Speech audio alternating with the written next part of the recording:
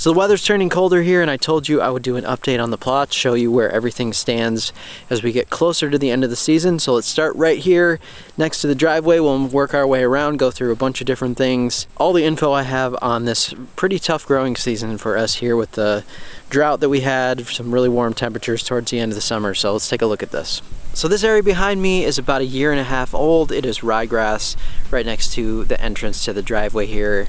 And this season I pretty much just, with everything else going on, just let it go and let it be what it was going to be. So by the end of the season, with not watering it and with just letting it go completely, not really fertilizing, doing anything, I ended up with a ton of weeds over in this section. That was actually, in my mind though, a good test to show what happens kind of with the neglect side of things and when you let it go. But it also is a good test to show you that you can bring this back fairly easily with some targeted applications. So I'll probably do a standalone video on this. I don't know if it'll be yet this year, but I had a lot of clover over here. I had some crabgrass come in towards the end of the season, foxtail, and I did an application of Cheezone and of quinclorac targeted here probably about a month ago, and that has cleaned up everything. It looks really good. There's a few bare spots in other areas in here that I had sprayed off that I'd never seeded, so that's what you're seeing with some of the bare spots there. I will fix that in the spring, but shows you that with the proper application and the proper products, you can change things around really quickly. I did 2 applications of fall fertilizer on this, did start watering it again, and here's where we're at now. So you can really start to turn things around with good grass. You already have good established grass there. Even when it looks horrible and it looks like it got taken over, don't give up on it. So these next 2 plots I'm going to show you were planted in early August, especially bluegrass here. That's usually when I would actually go for planting. I would rather have it warmer and try to get it more established before the fall time comes. But I'll show you my bluegrass plot in a second. This one right here behind me is ryegrass, and it looks fantastic. It's full. So you get to this time with ryegrass and about that many weeks since seeding, and it looks perfectly like a full lawn and ready to go. So that's one of the things I love about it, but great color, texture, feel, everything. So that's how this one ended up. Behind me here was a mono stand of bedazzled Kentucky bluegrass. I planted this over in this area just because it's one of the more drought tolerant bluegrasses, so I wanted to test it by itself, just see if there's some differences with that. But I also have irrigation in here, and I have been watering it to get it to establish as much as possible. I'm pretty happy overall considering the state of this going into the off season and where it's at right now. It's fairly full, and bluegrass, for those of you who have grown it before, know that it can take a long time. It came out of the ground very, very fast, but maturity is a different thing. And I've been pushing this pretty good with some fertilizer, making sure that it stays watered, but I'm very happy with the results of it going into the off season, and it's going to get better next season for sure. This area right here was the last 2 plots that I had to plant, and I just went with some ryegrass right now. There's 2 different experiments that I'm planning on trying here in this last 2 plots, but I'm probably not going to reveal that until next season because these won't be mature enough to show you the results on that. So stay tuned for these 2.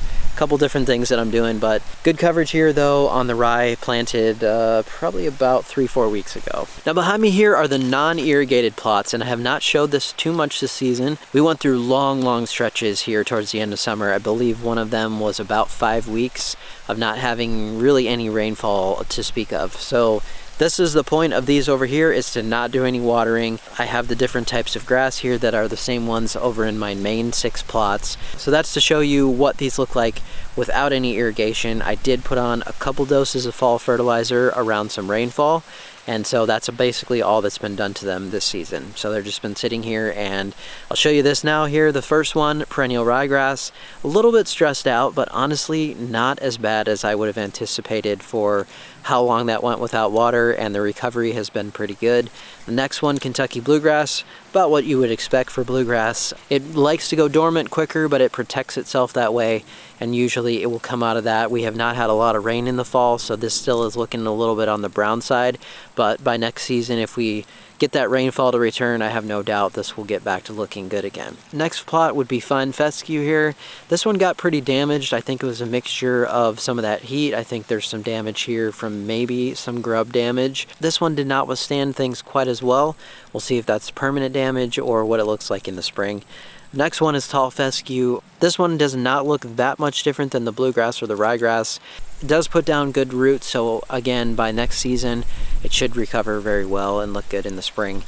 And then I did see some grub damage over in this section. I did not put any preventative on this, so I did notice yesterday I pulled a few of these brown areas that were in this fescue plot, and I noticed that there was a grub underneath there, and they just pull out of the ground.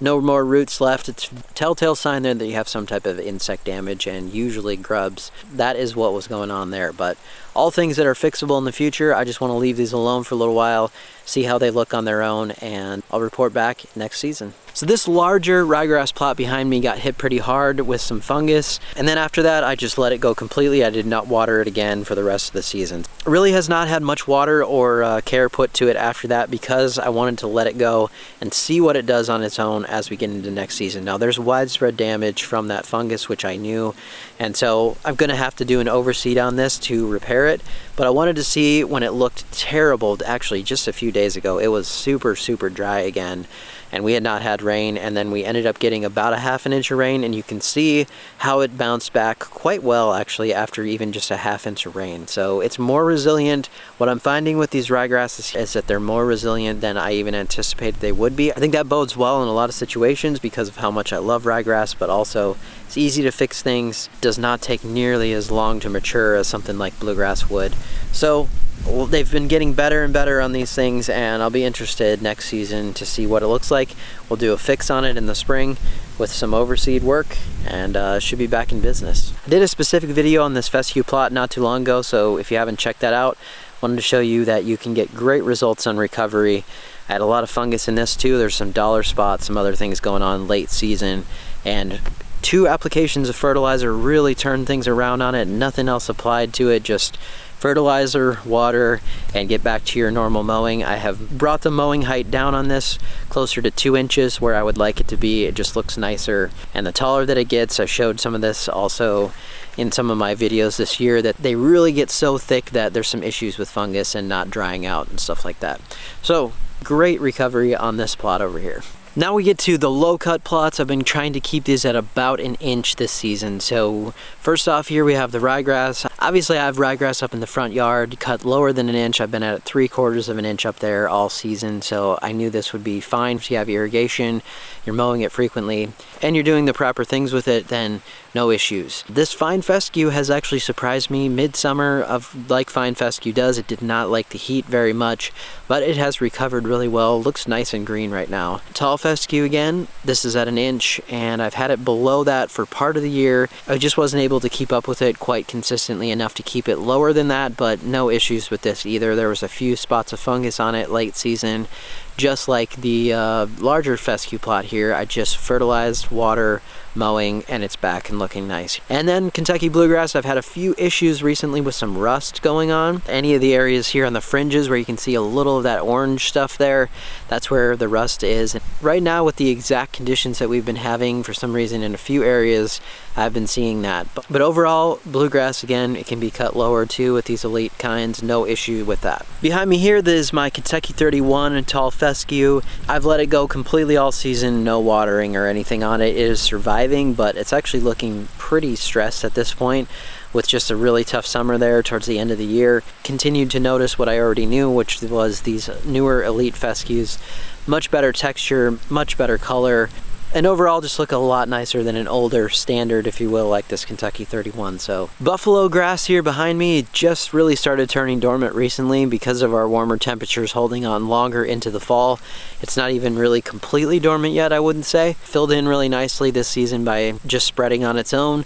I haven't really done much to it other than just let it be. Really not any extra water to it or anything either. I'll be interested into next season to see when it comes out of that dormancy in the spring, what it looks like, and then obviously gets back into the warm season, which it would enjoy during summer. The micro clover behind me did not fare very well in the heat overall.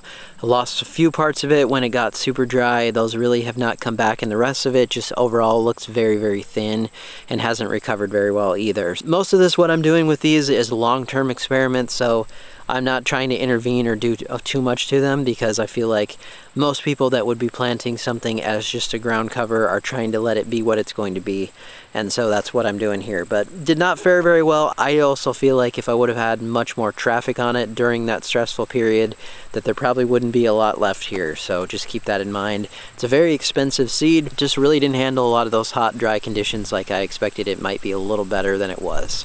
Then we get to the fescue micro clover mix, and the clover again has thinned out quite a bit in here compared to what it looked like in the spring. Fescue looks fine. Really been doing very, very low maintenance to this. It's a little slightly on the dry side, but I think I did one total fertilizer dose on this of a granular, pretty small amount, so maybe half of a pound this season total. Trying to see if there was a big difference with the clover added in there, but because it's thinned out so much, I'm not really sure what difference it's making at this point. So now we get to the main 6 plots. These were the originals that I planted here, so this is actually the 3rd fall season for them, and basically nothing has really drastically changed. They all look like they should in the fall. Throughout the season, I tried to keep up as much as I could with some soluble, lighter doses of fertilizer throughout the summer. Then they've gotten a few apps of granular here this fall, and everything just looks pretty much as it should. We start off again with these newer cultivars. The genetics make a huge difference. I have not sprayed any of these for any type of weeds. I have not done anything with them except fertilizer, watering, and proper mowing. So there's not been any overseeding that's been done so far to any of these. They actually got way too thick, so towards the end of the summer, if you missed that video, went through most of these and tried to thin them out some, let some of this stuff breathe and regenerate. So that's where we're at with them. But everything is pretty much recovered except for the tall fescue. There are a few bare spots in it. I'm just waiting to see how much these tiller out and how much they fill in. And then next season, if I have to do some slight little fixes here and there with some seed, I can do that. Overall, very, very happy though with how these have stayed so resilient. Move up the hill into the large field, which was really only planted a few weeks ago now. It's pretty impressive how well this has come in, considering we didn't have really any rain to speak of one time. I've been watering this as much as I possibly can. It has not been an extremely fun process, I will say that for sure. But the results are exactly what I was going for, which was not to have everything be absolutely perfect here. I knew I was starting slightly late for that, but to have a good ground cover going into the spring. Hopefully this will withstand most of the winter. I knew going into next year is very, very likely that I'm gonna have to do some overseeding in the spring to get it to be completely full. But this is such a good start, exactly what I wanted to do, and not have to start over completely in the spring, crossing my fingers, because as you know, spring seedings can be difficult in many ways. And we're gonna talk about my spring seeding here in a second up near the house and how successful that was, but it's not always the case. It can be difficult sometimes depending on what you run into. It's been a long time coming, couple seasons since I've been out here working, and it's finally nice to see this covered with green grass. So this area behind me was the section that I took the blankets off of the original front yard seating and just moved them over to because I want to reuse them somehow. And it's been pretty patchy throughout the season. I let it go during the summer. I didn't really irrigate it, so it got a little worse and damaged some of the grass that was starting just this spring. I didn't overseed in the fall. It's by no means perfect, but it has gotten a lot more full. I think one more overseed in the spring, maybe when I do that big field, I might think about drilling the seed into the ground just because of how big of an area, and I don't want to really do a top dressing on everything. So I might come through this section as well, and this is another area where I've been experiencing some rust recently. This was a section that the soil got pretty compacted and pretty torn up when they were working on our septic field. So this area, I'm not sure long-term what I'm gonna have to deal with compared to some of the other areas soil-wise. It has been turned over a bit more, and some of those heavier soils maybe come up to the surface more. You can definitely tell a difference here, so we'll see how it goes, and then hopefully next season I'll be able to keep more water on it, figure out a better irrigation plan for some of these bigger areas, which I'll be working on in the off season. Well, front yard, what can I really say? It was a spring seeding, so you just never know how things are gonna go. But I worked really, really hard on this season to maintain everything, and because I have good irrigation up here, I was able to keep control of my water. Very consistent with my plan on fertilizing about every 2-3 weeks or so with soluble fertilizer, light doses, kept up on making sure I didn't get any fungus to take over. Lots of different things here to watch that I've learned over the last few seasons at my old house too, having low-cut perennial ryegrass. It wasn't typically an area that would have thrived in the summer. summer, but I think I've shown over the last few years that with the proper things you can definitely make it work, and I'm very, very proud of this and how it turned out. Overall, reel mowing ryegrass, one of my favorite things to do. I love the overall look. I had some fun patterns that I did in the fall time, and now we'll see what it turns out like as we get into spring. Now over to the shade testing area, and it's been a pretty tough year for some things down here, and some other things have been doing fairly well. There's this tall fescue behind me. It's been pretty thin overall, but it's actually tillered out quite a bit this season and has impressed me that way too. So I'll show you a photo here of what this ryegrass and bluegrass plot in the dense shade looked like compared to the fescue when it got really dry. So both of those were very, very dormant, and also right now I will show you what they look like after some rain has come back to this area. Like I said, we got about a ½ an inch. Everything has greened up slightly, but the ryegrass and the bluegrass now are pretty thin in this dense shade area. I know the lighting is probably not going to be very good here, but this is about the thickness of the ryegrass now. Thinned out a lot. About the same type of thing going on over here in the bluegrass.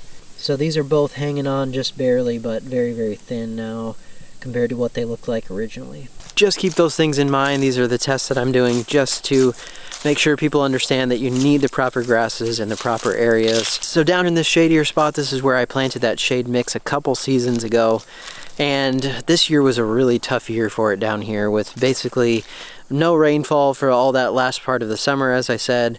Also, this gets quite a bit of deer traffic. So when it was in more of a dormant state and it got trampled on a lot, that was pretty tough on it too. There's a few areas here that looks like I actually have some die off. Most of the rest of it has just thinned some. Mostly like those other areas though down here in the shade that I just showed you. Even with pretty minimal rainfall, it has come back to looking fairly green considering all those conditions. We'll see what I have to do to it next season. I'm gonna hit it with fertilizer in the spring, and then hopefully maybe we have a bit more rain and this can start to recover more. Otherwise, we'll just play it by ear and see what needs to happen. But cleaned up a few leaves down here recently, and the rest of these trees still have to come out, so there's probably going to be some more leaf cleanup to do. But overall, pretty resilient considering the harsh conditions this season. Very quick look at this small little section of Bermuda grass that I planted by seed. So this is Rio, is the cultivar, and I planted it very, very late. So I was able to basically do one mow on it, but I kind of left it at that point with how dry of a season it was. I just decided, let's see what happens with it. And it did establish fairly well through here. Lots of broadleaf weeds in here that I need to take care of next season, but we'll see what it happens if it comes out of winter or it doesn't. I do have more seed, and I do have a larger area to experiment with next season, so I may also try to do another type of Bermuda by sod, but I'm just not sure yet what I'm going to get into next season with that whole big Gulf area and a lot of work to do out there too. We've been doing all our garden updates on my other channel this season, so if you want to see how everything turned out with this here, this was a brand new garden this season. We will have a video out on that soon on my other channel. I'll also be posting more as we get into more of the off season and there's more projects to do at our place and at our property. But garden update will be coming over there on that channel. What a journey it has been this year. I guess I didn't even really realize how much stuff I had planted this year, how many projects I had going. So thank you so much once again, and as always, for watching, and we'll see you next time.